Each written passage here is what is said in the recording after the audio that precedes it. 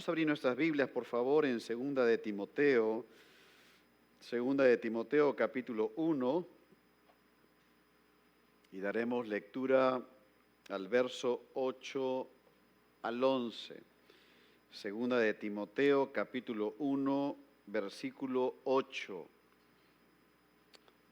Dice así la palabra del Señor. Entonces, Primera de Timoteo 1, 8, dice así: Por tanto, no te avergüences de dar testimonio de nuestro Señor, ni de mí, preso suyo, sino participa de las aflicciones por el Evangelio según el poder de Dios, quien nos salvó y llamó con llamamiento santo, no conforme a nuestras obras, sino según el propósito suyo y la gracia que nos fue dada en Cristo Jesús antes de los tiempos de los siglos, pero que ahora ha sido manifestada por la aparición de nuestro Salvador Jesucristo, el cual quitó la muerte y sacó a luz la vida y la inmortalidad por el Evangelio, del cual yo fui constituido predicador, apóstol y maestro de los gentiles. Hasta aquí la lectura de la palabra del Señor. Palabra por el Evangelio. No, en ese tiempo estamos hablando que había persecución frecuente hasta la muerte. Mira ahora lo que dice 2 Timoteo 3:10. Pablo le dice lo siguiente: pero tú has seguido mi doctrina, conducta, propósito, fe, longanimidad, amor y paciencia. Nótalo, Timoteo fue un discípulo fiel, un servidor fiel durante todos esos años. Pero ahora observa que Pablo añade y dice persecuciones y padecimientos. Es decir, Timoteo, ciertamente tú has sido y has seguido mi doctrina, conducta, propósito, fe, longanimidad, amor, paciencia, pero también persecuciones, padecimientos, como los que me sobrevinieron en Antioquía, en Iconio, en Listra, persecuciones que he sufrido y de todas me ha librado el Señor. Aquí las cosas cambian porque algunos le abandonaron a Pablo y no quisieron estar junto a él en el ministerio, pero Timoteo siguió siendo fiel al Señor, un colaborador fiel para el apóstol Pablo. Ahora, si tú piensas que eso fue la historia de Pablo y Timoteo, quiero que leas conmigo el siguiente versículo, versículo 12, porque allí dice lo siguiente: y también todos, ahí estamos tú y yo, todo cristiano, los que quieren vivir piadosamente en Cristo Jesús, padecerán persecución. Algún tipo de hostilidad nos va a tocar por causa del Evangelio. ¿Qué implica extender el Evangelio a la luz de las Escrituras? Y vamos a ver 4 puntos que podemos tener aquí en esta porción de la palabra de Dios. En primer lugar, veamos acerca de las demandas del Evangelio. Las demandas del Evangelio, en el versículo 8 dice así: por tanto, no te avergüences de dar testimonio de nuestro Señor ni de mí, preso suyo. Lo que el apóstol Pablo le está diciendo a Timoteo es: no te avergüences de mencionar el nombre de Cristo, ni que te asocien como un conocido o amigo y compañero de ministerio, sino participa de las aflicciones por el Evangelio según el poder de Dios. Nota que no hay manera de variar las demandas del Evangelio y la vida en Cristo. Participa de las aflicciones, es decir, toma parte de las aflicciones por el Evangelio. Hay demandas delante de nuestros familiares, amigos, vecinos, personas en general, amigos del trabajo, contactos, en fin. Una vez que nosotros les mostremos por las Escrituras la condición en que se encuentran sin Cristo y les anunciemos la verdad del Evangelio de salvación, algún tipo de hostilidad vamos a tener de esas personas. No van a estar contentas, algunas se van a ofender porque les estás mostrando honestamente su condición de pecado, su necesidad de arrepentimiento, de creer en Cristo, y entonces habrá una reacción hostil. Y en ese momento no te avergüences de dar testimonio de nuestro Señor.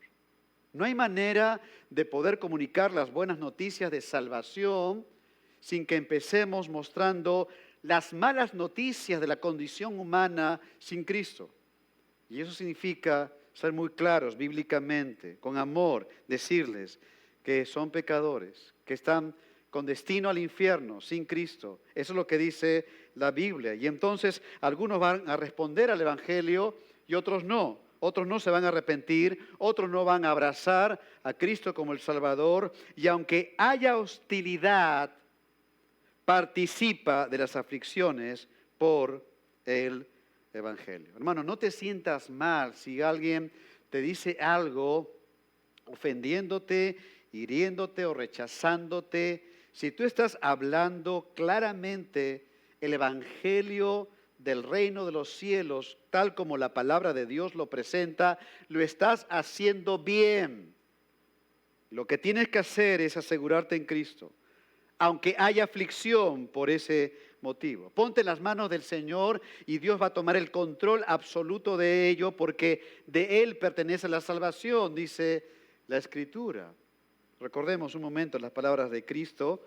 Cristo había anunciado a sus discípulos que iba a padecer y a morir. Y también en ese momento Pedro le reconvino a Cristo, lo llevó aparte, le dijo, no te conviene que pase esto en tu vida, o sea, que muera en una cruz. Y Cristo le dijo a Pedro, apártate de mí, Satanás. Pedro quería la gloria sin pasar por la cruz. Y miren lo que Cristo le dice a sus discípulos, Mateo 16, 24. Si alguno quiere venir en pos de mí, niéguese a sí mismo y tome su cruz y sígame.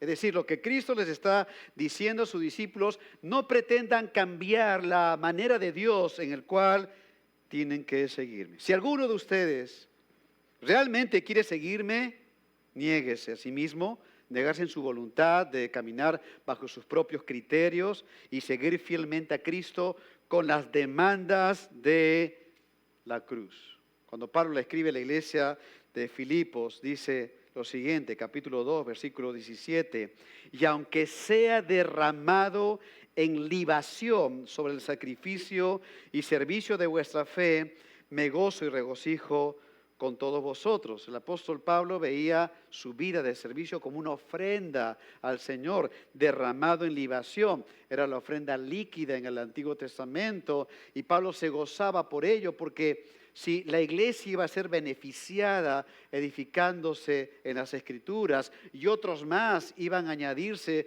a la iglesia de Cristo, Pablo dice, me gozo y regocijo con todos vosotros, a pesar de las pruebas que hubo en el camino. No olvidemos que las demandas del Evangelio vienen con el Evangelio. No hay manera de separarlos. Si somos de Cristo y somos la iglesia de Cristo, el Evangelio tiene demandas. Y esas demandas son inseparables a la proclamación del Evangelio de la gracia. Te pregunto, ¿estás dispuesto a hablar de Cristo aun si eso significa perder el aprecio de tus amigos más cercanos? ¿Estás dispuesto a hablar de Cristo aun si eso significa tener el rechazo de tu familia o de algún familiar cercano? ¿Estás dispuesto a hablar de Cristo aun si eso significa la pérdida de tu reputación por lo que puedan decir de ti mintiendo? Las demandas del Evangelio vienen con el Evangelio, son inseparables. Y el cristiano tiene que asimilar esta verdad y saber que en la proclamación de este Evangelio de verdad habrá hostilidad. Y por lo tanto, hermano, No te avergüences de dar testimonio de nuestro Señor, ni de mí preso suyo, le dice Pablo a Timoteo, sino participa de las aflicciones por el Evangelio según el poder de Dios. En primer lugar, las demandas del Evangelio, pero mira ahora, en segundo lugar, los recursos del Evangelio, porque el texto bíblico dice, participa de las aflicciones por el Evangelio según el poder de Dios. Aquí están los recursos del Evangelio. Es el poder de Dios lo que nos sostiene en esta vida cristiana. Es lo que Pablo le escribió a la iglesia de Filipos. Todo lo puedo en Cristo que me fortalece. Allí está el poder de Dios. Mira un momento el testimonio de Pedro y Juan en Hechos capítulo 5.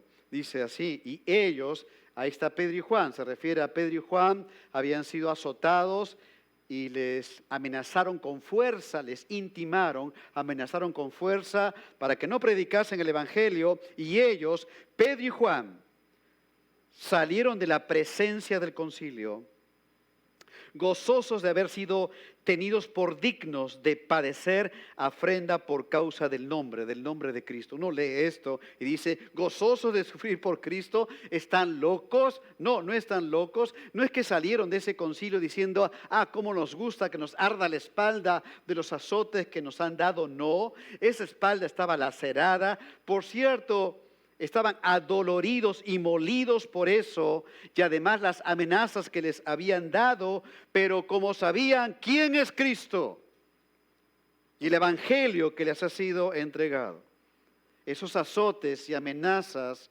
no fueron suficientes para menguar el poder de Dios en estos dos varones, para darles denuedo y perseverancia y valentía para anunciar a Cristo el Salvador.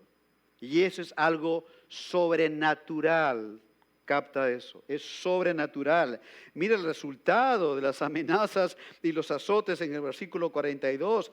Y todos los días en el templo y por las casas no cesaban de enseñar y predicar a Jesucristo. Ahí está el poder de Dios en medio de las aflicciones. El Dios Todopoderoso que nos salvó tiene recursos del cielo para guardarnos, para sostenernos, para guiarnos, fortalecernos en medio de la aflicción a causa del Evangelio. Mira ahora lo que dice Pedro en su primera carta, capítulo 1, dice que sois guardados por el poder de Dios mediante la fe. Nótalo, el mismo Señor que nos salvó nos va a preservar con su poder.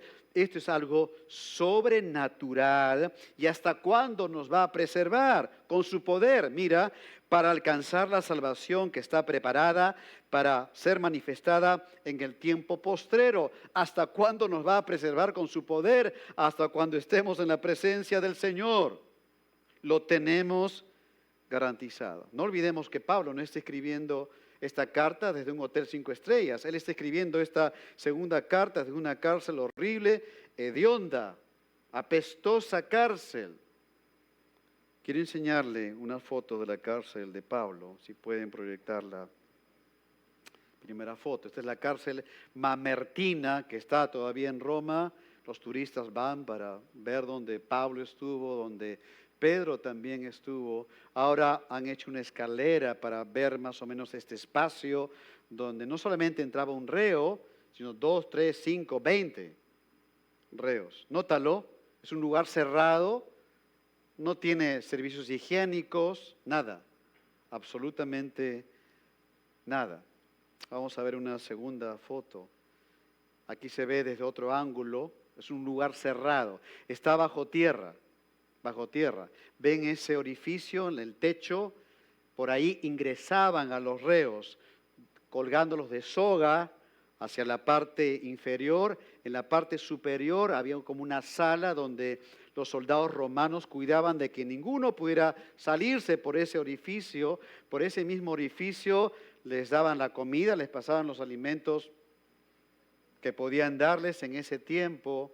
Es increíble saber que Pablo estuvo encadenado en esa cárcel y pudo escribir, aún con las dificultades de salud que tuvo, y ese cuerpo que debió estar molido por estar en ese lugar, escribiera segunda de Timoteo. Cuando Pablo dice que Lucas está conmigo, el médico amado.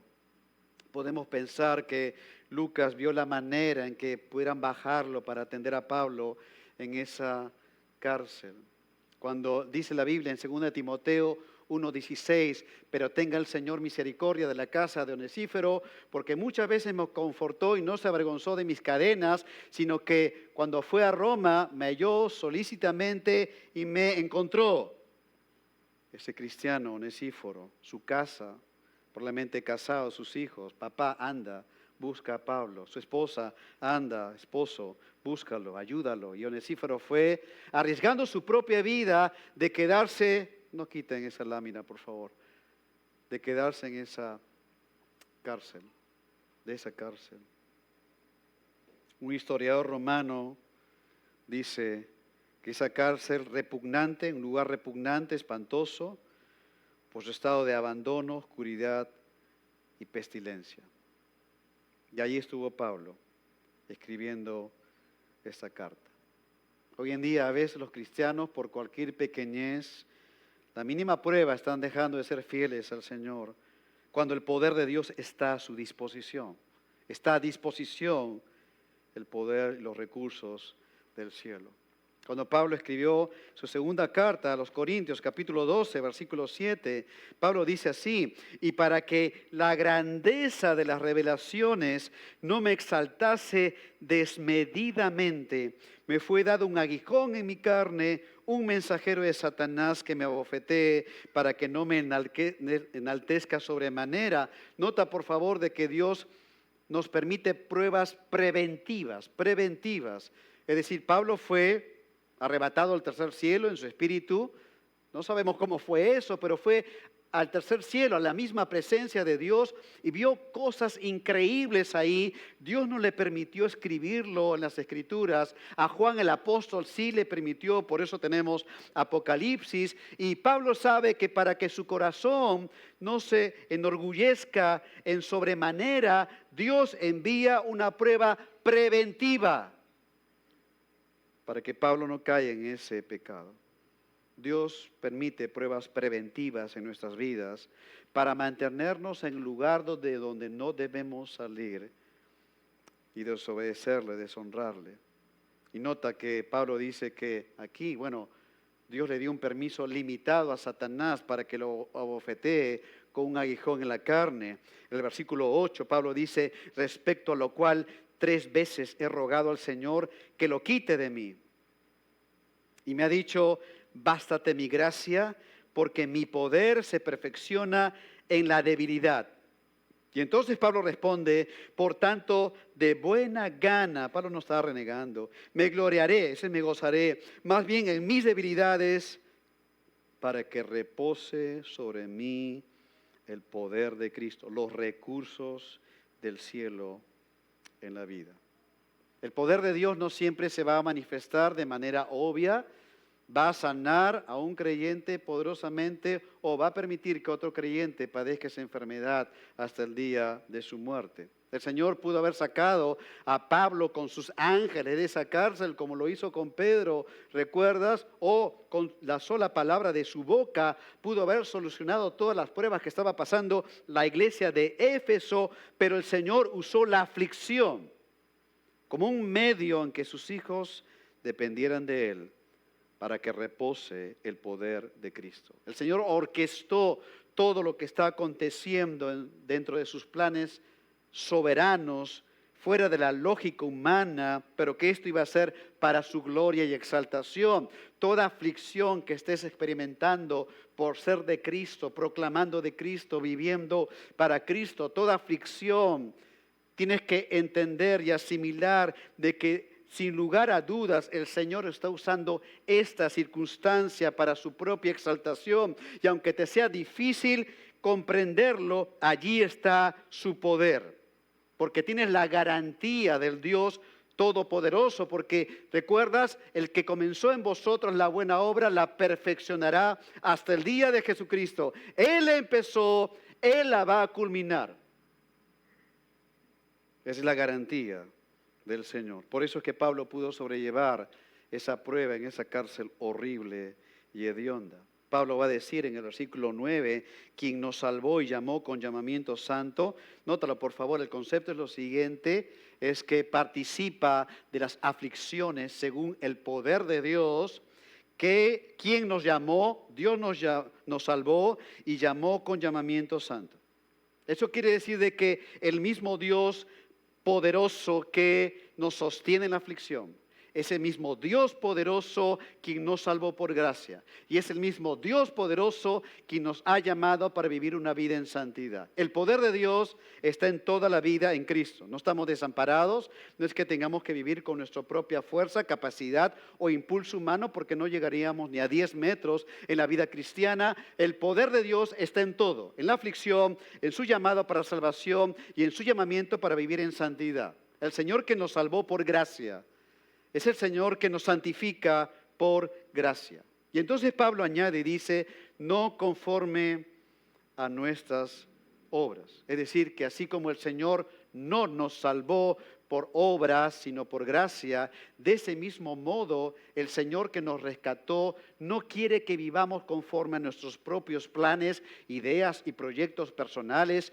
y grandes pensamientos sobre cómo debe vivirse la vida cristiana, no en nuestra mente y obras que podamos hacer, sino conforme al propósito suyo y la gracia que nos fue dada en Cristo Jesús antes de los tiempos de los siglos.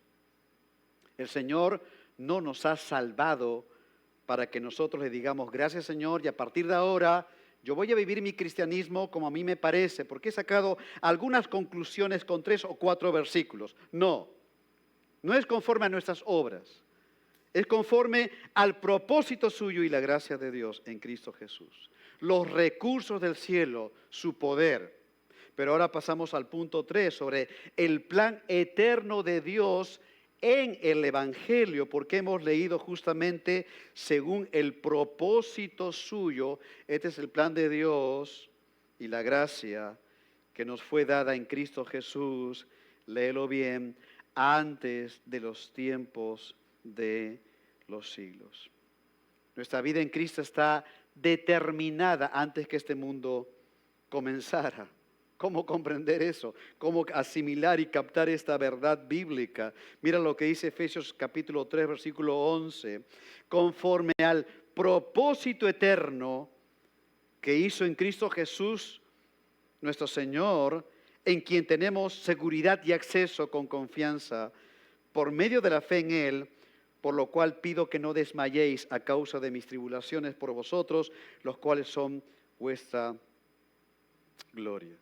El propósito eterno, antes de los tiempos de los siglos, antes que este mundo comenzara, Dios había trazado un propósito para rescatarte, para que andes en santidad, conforme a las Escrituras, no conforme a tus propios criterios. Todo esto fue planeado desde antes de la fundación del mundo y cuando Dios quiso rescatarte y salvarte es para que tú puedas asimilar en esta parte de la eternidad que así debes vivir conforme al plan suyo. El plan de Dios para la iglesia es que la iglesia sea cada creyente una luminaria en el lugar donde estás. Una luz intensa en medio de las tinieblas, que pueda abrir su boca y hablar de Cristo, proclamarlo con convicción, con verdad, aunque tengas que sufrir. Y mirar la prueba de esta parte como una temporalidad nada más, una temporalidad. Dios tiene planes eternos. Esto es una partecita nada más de todo el plan de Dios. Nótalo, Cristo dice, versículo 10, pero que ahora, es decir, que el Evangelio trae aflicción.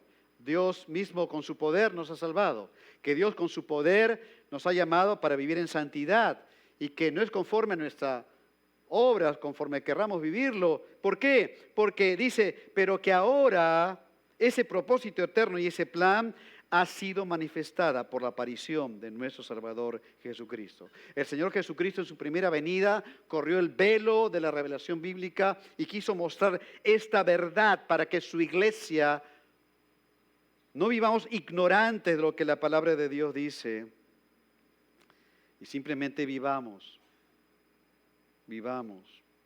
sin la voluntad de Dios. Y nota algo más, Porque recuerda, Pablo está hablando de la aflicción según el poder de Dios, ¿sí? Dios nos sostiene con su poder.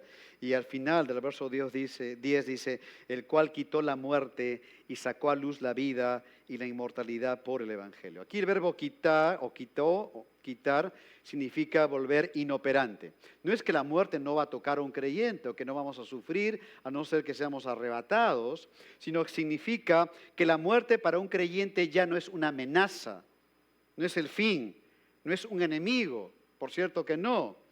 Mira, Pablo en Corintios, su primera carta, capítulo 15, versículo 54, Pablo dice, cuando esto corruptible, nuestro cuerpo actual, que todavía tenemos el remanente de pecado, se haya vestido de incorrupción, tengamos un cuerpo glorificado. Y esto mortal, nuestro cuerpo actualmente, se haya vestido de inmortalidad, de un cuerpo glorificado.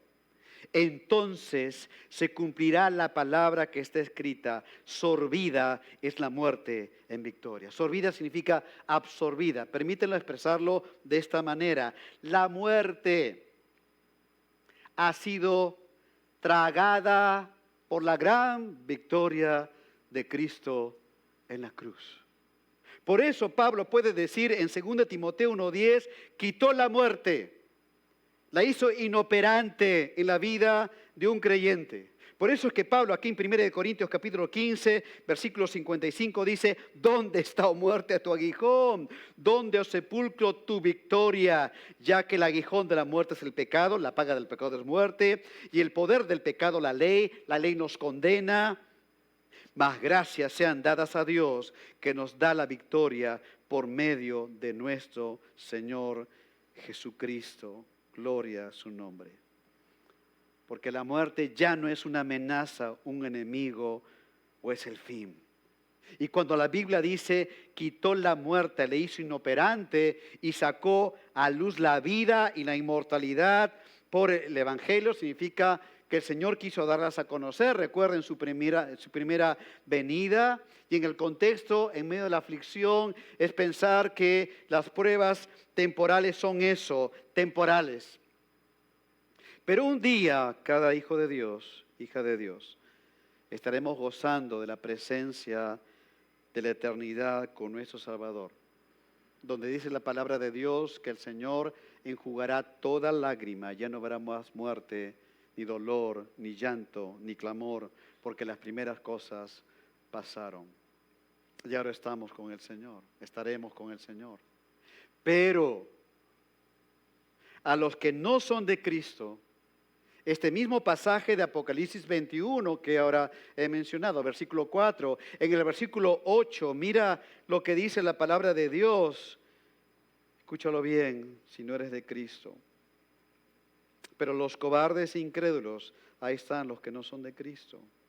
Los abominables y homicidas, los inconversos, los fornicarios y hechiceros, los que han rechazado el Evangelio, los idólatras y todos los mentirosos tendrán su parte en el lago que arde con fuego y azufre.